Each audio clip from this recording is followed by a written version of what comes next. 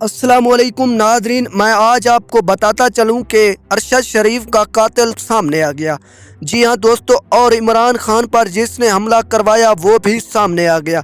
नून league के worker Tasneem Haider Shah ने बहुत बड़ा दावा कर दिया और उसने तमाम प्लानिंग बता दी कि किस तरह अरशद शरीफ का कत्ल किया गया और किस तरह से इमरान खान के कत्ल करने का मंसूबा बनाया गया।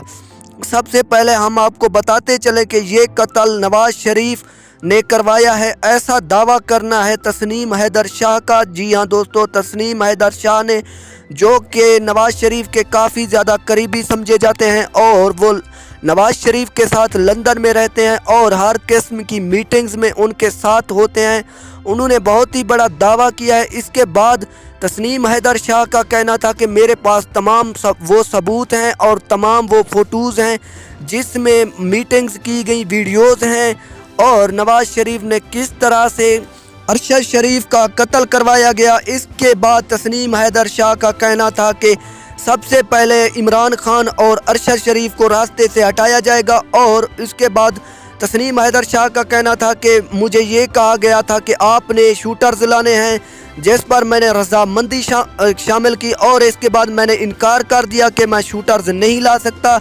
इसके बाद उन्होंने कहा कि जब मरियम नवाज़ लंदन में होंगी तो ये हमला किया जाएगा। इसके बाद उन्होंने कहा कि ये तमाम शूटर्स किराए के टट्टू थे और इनको मंगवाया गया था, जो कि नवाज शरीफ के अंडर काम करते हैं। इसके बाद तस्नीम हैदर शाह का ये भी दावा है कि ये सब काम नए आर्मी चीफ तकर्री से ये काम सबसे पहले अंजाम देना था, लेकिन ये मनसूबा फ्लॉप हो गया। लेकिन अरशद शरीफ की जान तो चली गई और नवाज शरीफ का नाम भी सामने आ गया। Thank for watching. Allah Hafiz.